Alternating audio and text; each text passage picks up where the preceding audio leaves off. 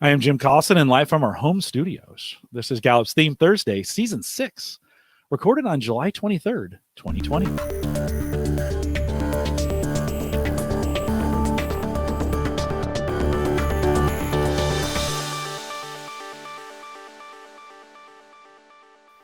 Theme Thursday is a Gallup webcast series that dives deep into the CliftonStrengths themes, one theme at a time. This season, developing teams and managers with CliftonStrengths. And today, we kick off the strategic thinking domain. If you're listening live, love to have you join us in our chat room. It's actually, there's a link right above me there if you're on a live page. Click on that, take you to the YouTube instance, and you can sign into the chat room, join us there. Like the page and subscribe while you're there as well. If you have questions after the fact, you can always send us an email, and many of you are doing this now, coaching@gallup.com. But don't just do it because many are doing it. If you actually have a question, we'd love to hear from you and do it as well. I know some of you are tempted, but don't do that. You can subscribe to us on YouTube. If you'd like to do that, there's a little subscription button right below Micah there if you want to subscribe. And if you want to listen to us on any podcast app, just search for Gallup Webcasts. Micah Librant is our host today. She's a senior workplace consultant. And Micah, it's been a couple of weeks, and I know for podcast listeners, they don't care because they just landed here, but welcome back to Theme Thursday. It's so great to be back. This feels like home and is home for both of us. Great to be here. It is indeed. With this season, we've been doing the domain by domain. I'll just remind folks that if they're listening, we have a kickoff and a wrap for each of the domains. And so if you want to dig into those, they're available for you. But Micah, it's a different kind of episode. What do we have on tap today? Right. Today's one of those bonuses for season 6. And as you mentioned at the top of the show, Jim, this season really is all about managers and teams. In my working with and consulting with managers or teams, or even when an organization wants to look organization-wide, often the fastest way that they start to approach strengths is to look at their team's strengths all in one picture or one grid. And usually the simplest way to start to understand and unpack that grid is across our 4 domains of leadership. So we are in our 4th of 4 chronologically domains of leadership. Today, we're going to talk about the strategic thinking domain. And hopefully what we help you really uncover today is thinking about that domain as a whole. Now, as we continue throughout the entire rest of our season, we'll go back to what we've done so far, which is looking theme by theme and really solving that problem of, instead of just saying, oh, well, that's a strategic thinking theme, so it means they think. What we help you solve is the answer to the question of how. How do these people think? How do they thrive? How can they show up in a team? And how can a manager or fellow teammates really honor and make the most of those themes one by one? But today, it's all coming up for discussion as we're going to talk about all of the strategic thinking themes, all sort of as one giant group. Okay, so let's back up a little bit. How does strategic thinking fit into when we think about the ecosystem of the other domains? How does it fit in? Sure. So one of the great things about CliftonStrengths being a research-based tool is the ability to individualize. The chances of your results looking at top 5 only being exactly the same as someone else's are about 1 in 33 million. But we can also look at which of the 4 leadership domains you fall into, or which oftentimes you'll hear people say, which do you lead with, or which is your dominant domain? Those leadership domains came about from later research, answering that question of not who makes a great leader, but how do great leaders lead best? So if you've ever seen your CliftonStrengths 34 report, and season 5, by the way, goes through highlights of that report theme by theme, you'll know how rich that 25-page document is. You'll probably also notice that we call out your dominant domain, which is one of these 4. Executing, influencing, relationship building, or strategic thinking. All right. So we got that out of the way. Now, when we think about strategic thinking, what should we be thinking about? Got it out of the way. I'm so glad that was riveting for you, Jim. So individuals who lead with strategic thinking simply do their best work from inside their head. They might be idea people or big thinkers. Sometimes they're the people who need research before they can make a big decision. The common thread through all these strategic thinking themes is the thinking element. There's like a mental sweat happens. It's an internal processing, and that leads to better outcomes when somebody with strategic thinking actually runs things sort of through their brain first.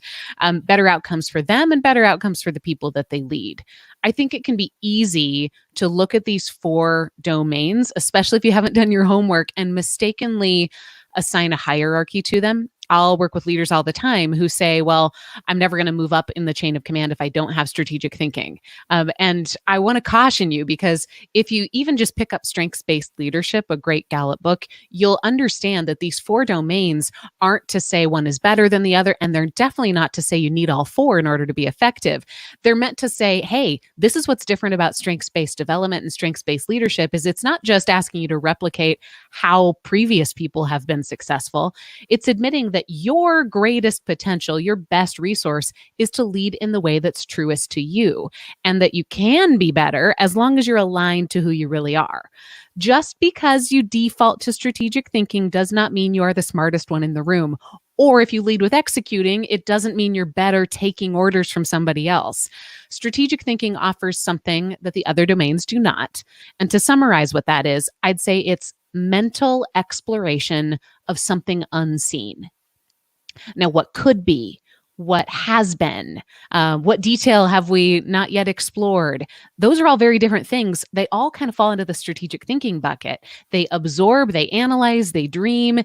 And on a team, somebody with dominant strategic thinking themes really is there to help stretch our performance beyond what we can see. Micah, let's think about, before we kind of look at the actual themes that are in this domain, on the All 34 report, we have this section that says leads with, right? Often leads with. And we do a little math calculation behind that. It's some fancy calculation that I can't repeat. We have it. But oftentimes it trips people up. When you see that, right? Maybe I don't have all my themes in strategic thinking. Maybe I have just 1 or 2, and I might say it leads with it. Can you get some clarification? We talked about this when we launched the report, but I think this is a good time to just kind of explain it. What does that mean? Does that mean I can only do that? Does it mean, just tell me what it means. Okay. So 2 things. We'll talk about where it came from and then what to do with it. So as you read your CliftonStrengths 34 report, one of the 2 things came out of that report that we had never really released at that level before. One was blind spots, which people love maybe a little bit too much, but we added just some really, I think, from our anecdotal experience. This is not that we went out and researched everything that could go wrong, but added some color to every single one of your top 10. So we talk about, how could this show up as a blind spot? But the second piece was there's a secondary algorithm that goes on behind the scenes as you're taking the CliftonStrengths assessment that is also taking into account not just the number of strategic thinking themes, for example, or the number of influencing themes in your top 10, but the intensity of those. And so it's not as easy as just counting how many themes you have that fall into either of those domains and saying that's your dominant domain. But when it says it leads with, for example, strategic thinking, or for me, it's influencing. If you read my report, it says leads with influencing. That's based on a separate algorithm, sort of behind the scenes, that takes into account really the intensity of how many of those themes you have. Now let's talk about what to do with that. When you see that, I always draw people to page 21 because there's a great explanation and a really cool periodic table of all 34 where it colors your top 10 as darker or more saturated color and kind of fades out the rest of them. So you can see not just which domain is the most dominant for you, but which themes within that domain offer some color and some further insight into why that's so strong for you. If you know that you lead with, today, we'll talk about strategic thinking. That means that anytime you need to influence other people, you're going to do it best through your brain. If you lead with executing, anytime you need to lead other people, you're going to do it best by thinking about what needs to be done or what's already happened or what can we roll up our sleeves and do.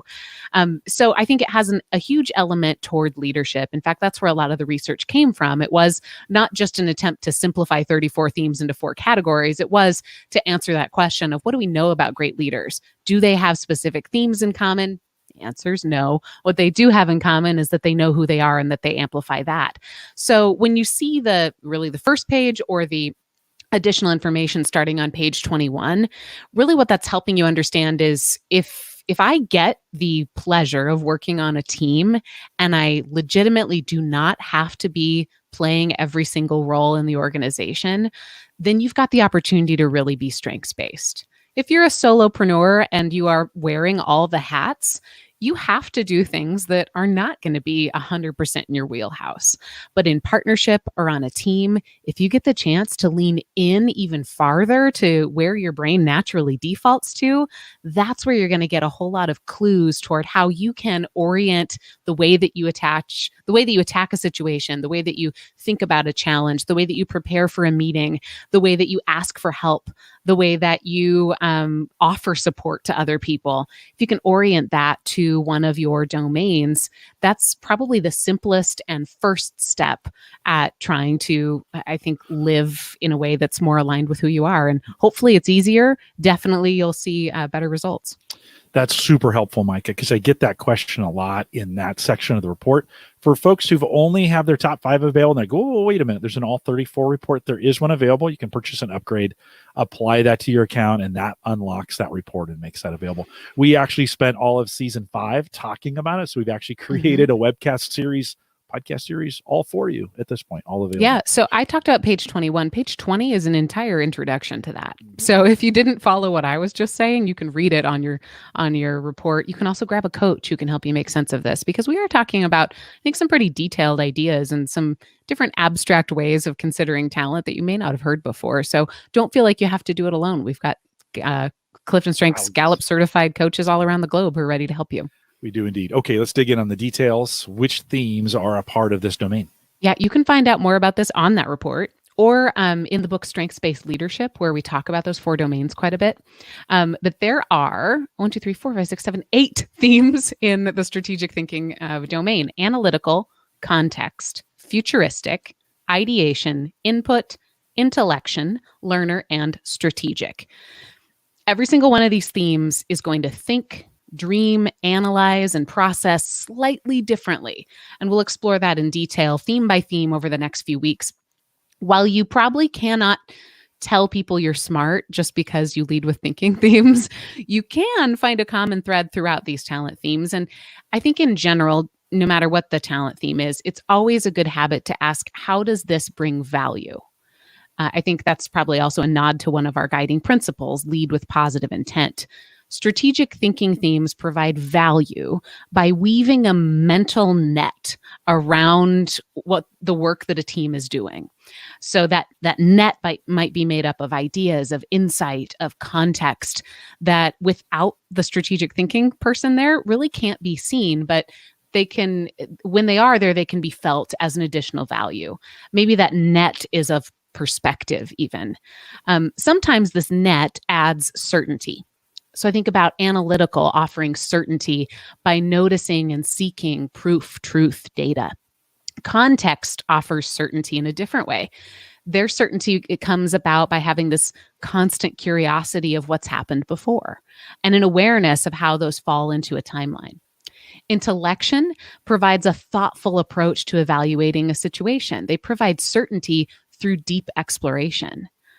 Sometimes this mental net, by the way, this is my words. You're not going to find this written in a technical report, but I think about it that way. Sometimes the mental net can provide efficiency.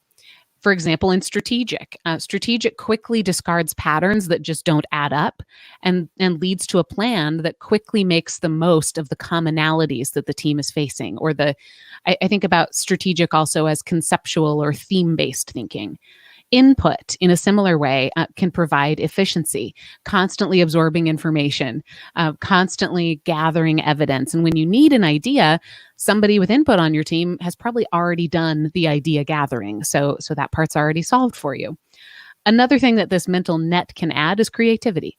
Learner is always looking to learn something new, creating a fresh perspective or a different, relevant, edgy discovery for the team.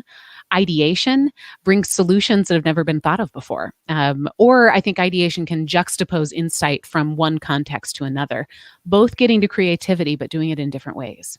Micah, in the context of a team, I hear this a lot as well. So my team is heavy in strategic thinking. Like we see a lot of these themes showing up. It becomes very clear and very evident in a team grid when this happens. What do we do with that information? How do we process that? Well, you ask first. It's always better, right, to turn these into questions instead of assertions or prescriptions. But you can likely prepare yourself really well for a team who sees beyond directly what's in front of them. Maybe this means they're curious about where we're coming from or where we're going. Maybe it means that you just pad time for them to think out loud together. It might also mean that they are going to show their involvement and their engagement by suggesting or exploring better ways of doing what we're doing. Practically, when I've worked with teams who have a lot of strategic thinking talent, one of the things that I find can be most exciting to them is the planning, the road mapping, or discussing the ideas around the action. And this is ideal for some teams and some functions and some jobs. Quite frankly, it can get in the way for other people or other jobs or other roles. So find a way to honor this mental space. Give it the time it deserves, and don't be afraid to give that time an end note, because I think it's important for a team high in strategic thinking to feel like they've added value to the plan before it has to be executed. Know that when you're facing a team with a lot of strategic thinking talent, they're probably going to ask quite a few questions, and that disagreement is a sign of attention. Active curiosity really indicates that they're engaged. So invite it, thank people for it, and learn what happens when it happens most, and create spaces for it on purpose. Micah, this season, we've been talking about teams and managers. So how can a great manager, and by the way, in each of the individual episodes, we offer questions that managers can use, but how can a great manager support a team strong in this strategic thinking domain? Yeah, look for ways that you can share ideas within the team, and look for channels where people can really share kind of that mental space that they have together. Anytime that the team is facing a particular challenge, make sure that you've added an opportunity to say, okay, what is this? How does it relate to anything else we've done? Let's just take a little bit of time and tear it apart before we get going. Encourage team members to keep a journal of their ideas. That might sound like what I did in fourth grade. Had this really cool like diary with, it had an amethyst cover. It was beautiful. But I hope that that visual sticks in your mind, because it's actually what I mean. Find a way that those team members can jot down their ideas. They will likely have a running list in their head anyway. So being able to capture that will create some efficiency for them to even go through and be their own accountability person to say, okay, what needs to get shared? What needs to leak outside of my brain and into the team? Discuss future ideas, discuss questions, push team members to make the future that they can imagine as vivid as possible for other people to see. And find complementary partners on the team who are going to push each other to act on their thoughts and ideas. You might look for, hey, how can I get all that mental greatness out of their heads and into their action? We also hear this a lot. What happens then if it doesn't show up as frequently for the team? A team sees their report and it's like, yikes. How can we respond to that, or how should we respond to that? Diffuse the yikes, because it just is. It's not good. It's not bad. Examine the factors that lead to a specific problem. I think all too often we hold ourselves accountable to making a judgment call on whether that's good or bad all too quickly. If you see a lack of talent or a ton of talent, you don't have to react to that as positive or negative. You can follow that reaction that you have and get curious about it. Use it as evidence. If I see not a lot of strategic talent and my reaction is yikes, well, what's behind that? Are there specific examples where I feel like we needed this? Are there specific deliverables that the team is in charge of where maybe there's some latent worry that this is going to get in our way? And then talk about, what are we going to do? You're not going to rewire people, and you certainly shouldn't hire somebody just because they're high in themes that the team isn't. What you can do is you can examine factors that lead to a specific problem on purpose. Really, the difference in having fewer strategic thinking themes is just that they'll have to think as part of their process instead of thinking without being told to. So just make it part of what you do on purpose. Maybe it's finding time every week, every month to discuss and identify where are we right now and what are our future goals. Taking time to examine large projects with outside stakeholders, discussing how every member of the team can contribute. Make idea gathering something that you do and something that you complement, something you celebrate.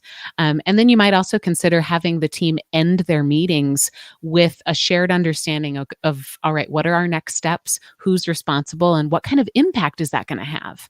That third question of what kind of impact is a way that you can, I think, supplement those strategic thinking habits, but still honor where the other talent really lies. How could strategic thinking from an idea, from a domain standpoint, how could that maybe get in a team's way? If it becomes more important to consider what if than what next, you don't move forward. And if moving forward matters, then that can get in your way. But don't assume that it's going to, or that having a ton of strategic thinking talent is automatically going to throw your team into analysis paralysis. Remember to look at a large amount of talent with awe, with inspiration. It deserves it. Really, what we're looking at is what makes people great. I think all too often we say, oh gosh, there's so much, as if it's something bad. What we really need to be looking at is how can we honor this, because we've got a highly concentrated patterns of thought and feeling and behavior. Let's make the most of it. You might help the team navigate any potential blind spots by asking, what's our most important goal? How will we know if we're making progress? When are we dreaming and when are we doing? And how do we clue others into the difference? Where do we get our best ideas? Where and when do we go outside for research or for insight? An analysis like this is always best done with a coach. Even if you yourself are a coach, having an outside perspective who knows a little bit about this tool, I think can help you really quickly accentuate the productivity that you hope Strengths will help you create. So you want to see the power and truth one person at a time before you look at the entire group, and a coach can help you do that. But then, of course, spot how does that group of individuals come together to form a great team. We spent some time this year talking about moving from a boss to coach. So a great manager in that role, how could they begin to do that? Just exactly what you said. I think you have to start with your own strengths. So if I'm the leader of a team and I want to be less like a boss and more like a coach, which, spoiler alert, that's what people need. That's where we need to get to. You've got to understand first, what are you bringing to the table? What is the lens of talent that informs how you think, how you process, how you create relationships, how you work? Then talk individual by individual about their talents, and then check out your team. So we have some great conversation outlines, and in our Gallup Global Strengths Coach course, we even talk about a phased approach of how do you introduce a team to strengths. So there's great coaching material. Your coach that you ask to come and help you can certainly help you do that. Or you could even just use our previous podcasts, dive into any one specific Clifton Strengths theme that you're seeing frequently on your team, and wrap your head around the power of that talent before you have a one-on-one with the person. Micah, the sweet spot is when teams do this, talk about it on a regular basis. So how do leaders help teams do it on a more regular basis?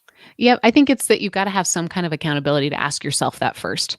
Maybe it is a talent mindfulness practice. Maybe it is a great partner who helps you think and inspires you to keep that conversation going with a question mark at the end. So ask yourself, what's it going to take for me to really thrive today? Allow that answer to be different than the person right next to you, even if they're the most successful person you've ever met. Your talent is unique, and that's the hardest thing, I think, for people to understand and to accept, is that you thriving might mean going about something differently than it's ever been done.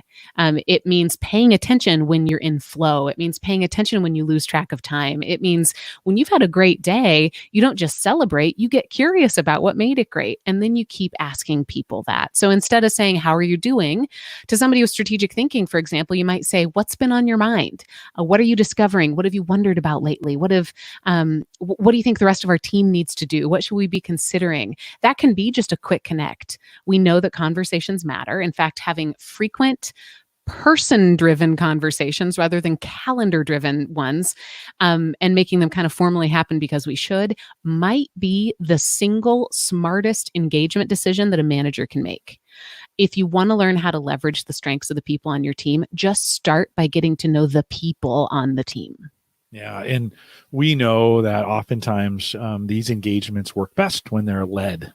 People are leading them. We get leaders involved doing these things and thinking about them. And so, Micah, some great suggestions. We have spent the season working through some talent mindfulness. And I'm going to say, I'm not sure, did we do talent mindfulness for all the domains? This may be a bonus talent mindfulness Oh, exercise? I don't know. I have no consistency, so I do not know right now if this So is in all the domain kickoffs. let's go. I'm a maximizer. Let's go with bonus. This is a Okay. bonus talent Bonus. mindfulness. We've been spending the season. If you're new to Theme Thursday, at the end of each of the themes is a talent mindfulness exercise. We ask you to use these things. Like these, you can take them and use them in your own space in what you're doing, either in written form or the audio. You can play the audio. You can share the links with people. We really encourage you to do that. Micah, in today's, it's a good one, by the way. I peeked. Did you read ahead? I did. I peeked. Bonus talent mindfulness. What do you have for us today? Bonus. Okay. So one of the most talked about things that we've done this season and in season 5 has been this talent mindfulness exercise. If you're new to it, give it a try. It's just meant to be a departure from what we've been doing so far, which really is learning, taking notes, committing it to your brain, and thinking about how you're going to use it. What this is meant to do is support what we talked about today, that daily habit of paying attention to your own talent. So I invite you to give this the attention that it's really designed to deserve. Maybe take a deep breath. The reason we ask you to breathe is it just helps you switch your thinking, getting out of learning and into just observing. You can close your eyes if you like. This will take about 3 to 5 minutes, and I'll be here with you. Don't worry, I'll bring you back. You won't get lost. Today, we kicked off the strategic thinking domain, but even if you don't have any of those themes high on your profile, you still think. Today's talent mindfulness is a thinking warm-up. I'll help you sort through a few ideas and land on one that you want to dive into more purposefully. I won't take you through that one. This is meant to be sort of that on-ramp to further consideration. This might be something you want to replay prior to being coached or to start your day. This might be something that you try every day this week before you make a to-do list. I encourage you right now not to write anything down until the end. Allow your mind to run free without constraint. Close your eyes, relax your shoulders. Drop anything you don't want to carry with you for the next 3 minutes. Let's focus now on the past 24 hours. From whatever part of the day it is right now to this exact point in your day yesterday. During that time, when was a moment, an experience, or an interaction that you wish you could have done better? Something that sticks out to you in your mind right now as not having gone as well as you would have liked. You don't have to rank order all of the misses that you had, but just pick one. It doesn't have to be the worst, it doesn't have to be the best, just the one that floats to the top of your brain as right now what you'd most like the opportunity to redo.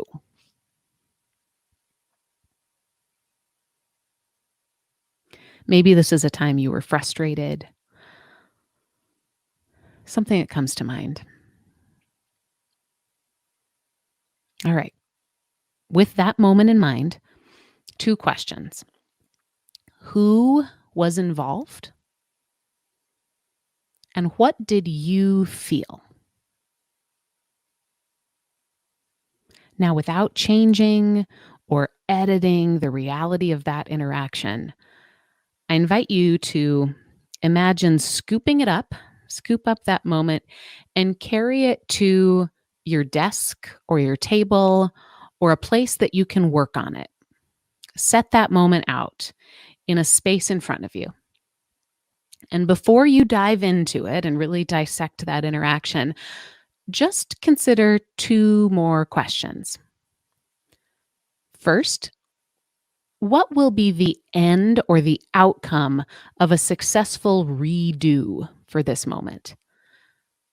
Basically, how far do you want to take fixing this? And how will you know when you're there? And number 2, what makes this moment important to you? I'm going to read those last 2 questions again. Understanding that you're facing this interaction you'd like to redo, spread out on your table.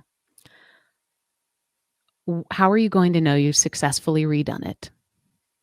And what makes that moment important to you? Now that we've centered your thinking on one specific interaction that you'd like to improve, and more importantly, why that matters, you're ready to dive in. On your own, at the close of this coaching warm up, you can dive further into that moment that you've scooped up and spread across your table. It shouldn't take long. I invite you to set a timer for no longer than 10 minutes. And remember where you're headed. You're not fixing the world's problems. You're not retracing the past. You're just revising what you'd like to improve to the point that you have decided is success. You have it within you to adjust. You have permission to change course. You don't have to stay permanent or stuck. You are not a tree. When things aren't working, you can change them. That's your talent mindfulness for today. Wait a minute, I'm not a tree? Super great. Always appreciate those, and maybe a bonus, maybe not. And so we appreciate, Micah, I really appreciate those just from a practical standpoint of being able to apply. I mean, this is really why we moved down this path, is to get beyond the name it, and really get into this applying. And these talent mindfulness exercises are available for you, again, at the end of each one. And they're really exercises and application for you personally. And we'd love to have you share those as well. Micah, any final thoughts on our strategic thinking domain? I'm just so excited to get into it. We're going to do 2 themes a week. So if you're in the live audience, come back next week and we'll start with analytical and context. Yeah, I'd love to have you here. Love to have you live. Just a couple reminders. If you want to get access to all the resources we have available and you haven't been out there yet, well, I'm sure you have, but go to gallup.com/CliftonStrengths. Lots of activities there, lots of articles. We've written a ton. We have a ton of podcasts. We mentioned 6 seasons of Theme Thursday. We've also have 8 seasons of Called to Coach. And so we've got, listen, you can't consume all the material. Well, maybe you could. I don't know. Maybe that's a challenge, Micah. Can you consume? Maybe we could give a badge for that or something. Oh, okay. We'll think about it. Available for you. That's out there. Don't forget, you can find us in pretty much any platform that serves up podcasts. So any podcast app, just search Gallup Webcast. If you're on YouTube, just search CliftonStrengths. We have both a recorded and a live channel. Subscribe to both of them. That way you get notifications whenever we publish something new. If you're in the live audience, if you're listening right now, it's July 23rd. We are actually super behind on getting things edited. So you might be wondering, how come podcasts aren't coming out like they used to? They are. They're coming. Trust me. We'll overwhelm you in the fall. And so those are coming as well, but get signed up for them. If you have any questions, you can always email us, coaching@gallup.com. Join us in our Facebook group, facebook.com/group/called-to-coach. And then if you want to join us on LinkedIn, you can do both or you can do either. Doesn't matter. On LinkedIn, search Clifton Strengths Trained Coaches, and we'll let you into that group as well. I want to thank you for joining us today. If you're listening live, stay around. We'll do a little bit of post-show with your questions. With that, we'll say goodbye, everybody.